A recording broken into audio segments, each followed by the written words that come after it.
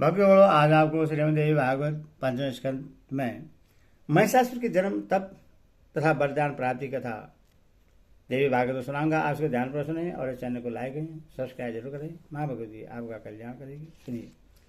राजा बोले, हे स्वामी, आपने भगवती योगेश्वर का यह प्रभाव विस्तार पूर्वक कहा।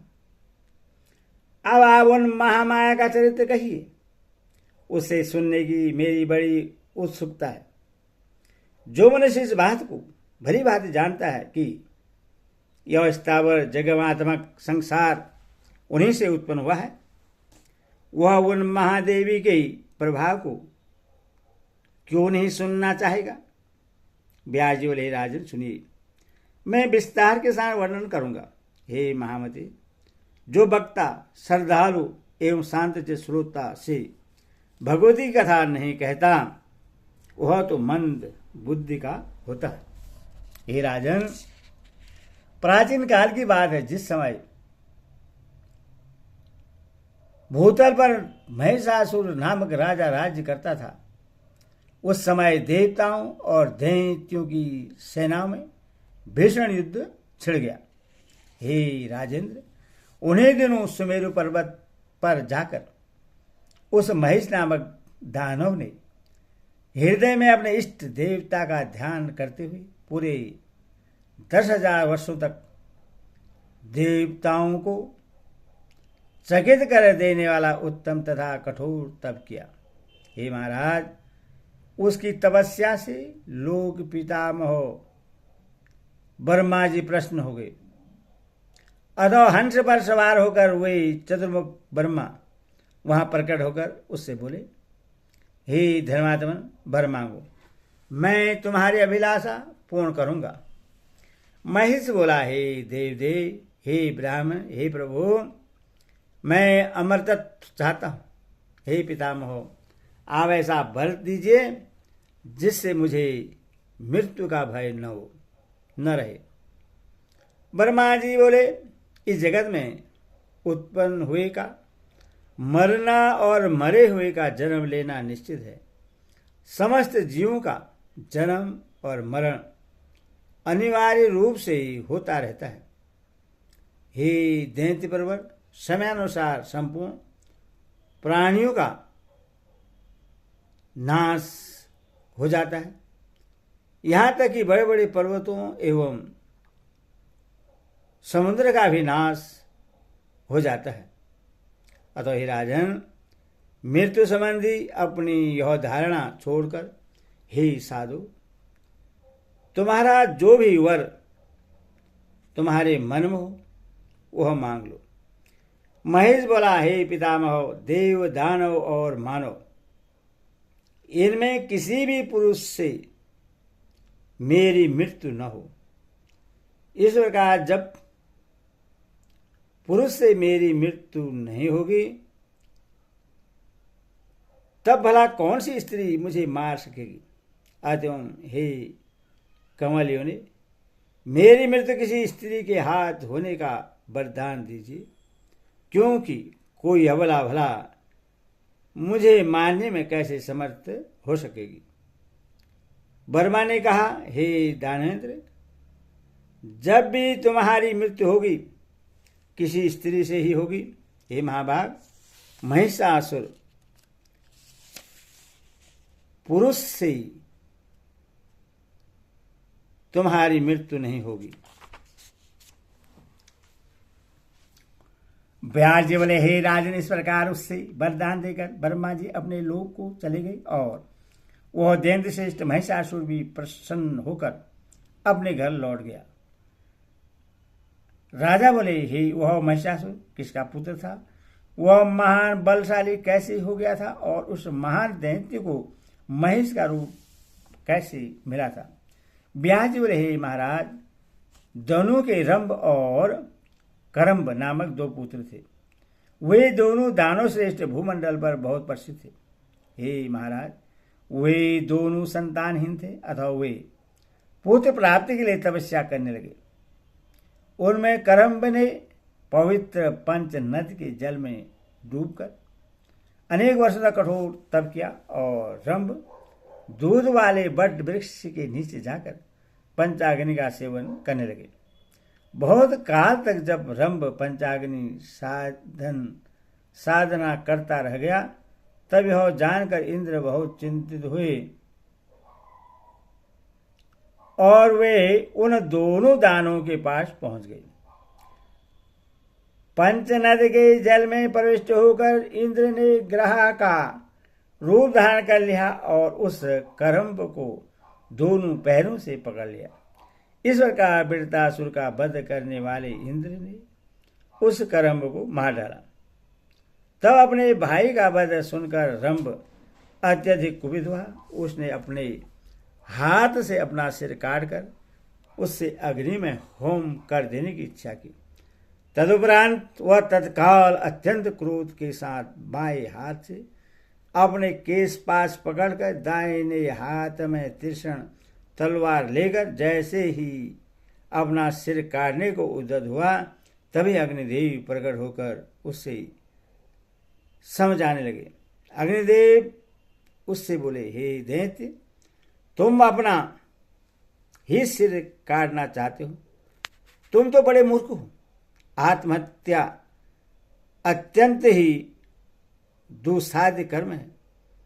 इसे करने के लिए तुम कैसे तैयार हो गए? तुम्हारा कल्याण हो।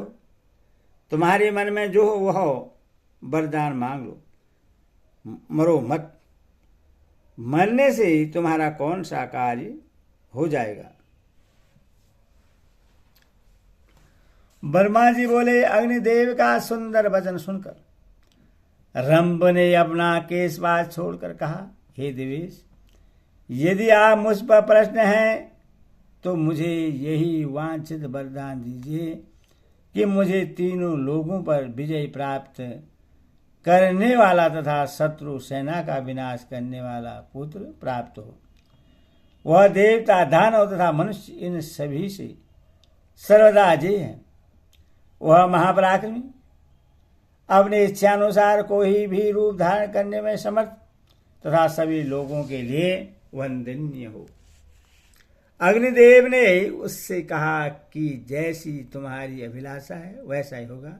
हे महाभाग, तुम्हें वैसा ही पुत्र प्राप्त होगा, किंतु अब तुम मरने का विचार छोड़ दो।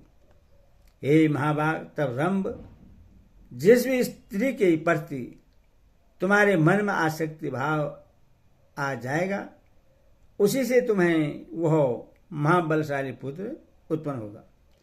व्यास जी बोले, हे राजन, अग्निदेव ने उससे ऐसा कहा।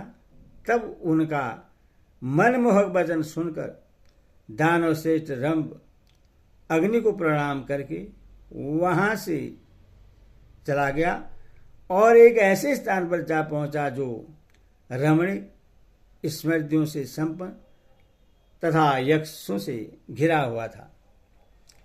वहां एक रूपवती तथा मदमत महिषी को देखकर वह दानव श्रेष्ठ किसी अन्य स्त्री को छोड़कर उसी पर आसक्त हो गया। वह महिषी भी उससे प्रसन्नतापूर्वक चाहती हुई तत्काल उसके साथ रमण के लिए तैयार हो गई। होनहार से प्रेरित होकर रंभ ने उसके साथ समागम किया और उसके वीर से वह महिषी गर्भवती हो गई। तपस्या उससे अपने साथ लेकर रंभ ने मनोहर पातालोक प्रवेश किया और वहां पर महिषों से अपने मनोकूल एवं प्रियतम की रक्षा करता हुआ वह सुख रूप रहने लगा। किसी दिन एक दूसरे महिष ने कामासक्त होकर उस महिष को दौड़ा लिया। यह देखकर दानव रंभ स्वयं वहां आकर उससे मारने के लिए दौड़ा और उसके पास पहुंचकर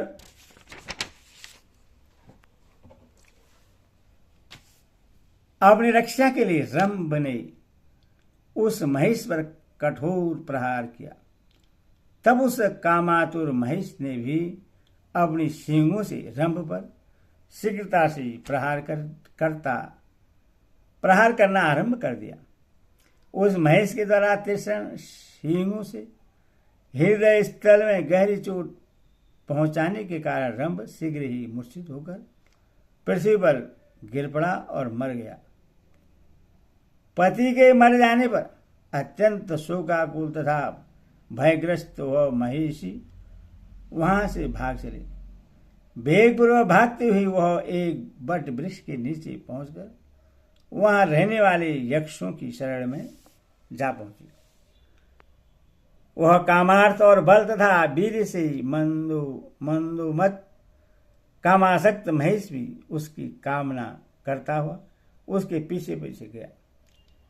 यक्षों ने उस महिष से पीड़ित तथा भयभीत होकर रोती हुई उस महिष को देख लिया और महिष को दौड़ता हुआ देखकर उस महिषी की रक्षा के लिए वे यक्ष वहां आ गए। अब उस महिष के साथ यक्षों का विकराल युद्ध होने लगा और अंत में बाण से आहत होकर वह महिष शीघ्र ही भूमि पर गिर पड़ा। तदनंतर उन यक्षों ने परम प्रिय मृत रंभ को लाकर उसके देह शुद्धि के लिए उससे चिता पर रख लिया। तब उस महिषी ने अपने पति को चिता पर रखा हुआ देखकर उसके साथ स्वयं भी अग्नि में प्रवेश करने का निश्चय किया। यक्षों के मना करने पर भी अपने लिए पति के साथ वह महिषी विकराल लपटों वाली अग्नि में प्रविष्ट हो गई। उसी समय एक महाबली महिष चिता के मध्य से प्रकट हो गया तथा अन्य शरीर धारण करके वह पुत्र प्रेमी रंभ भी चिता के मध्य भाग से निकल पड़ा। इस प्रकार रक्तबीज और महान बलशाली महिषासुर उत्पन्न हुए। तदंतर श्रेष्ठ दानवों ने उस महिषासुर का राज्याभिषेक कर दिया। हे नृपश्रेष्ठ, इस प्रकार महिषासुर तथा पराक्रमी रक्तबीज उत्पन्न हुए। वह महिषासुर देवताओं, दानवों तथा मनुष्यों से अवध्य था। हे राजन, इस प्रकार मैंने आपको उस महान महिषासुर के जन्म तथा उसके संबंधित वरदान प्राप्ति का प्रसंग विस्तार रूप से बता दिया। एतैतरं देवी भागवत महापुराण षष्ठादशसहस्राणां पंचस्कन्धे महिषासुरवधे अध्याय। हरि ओम।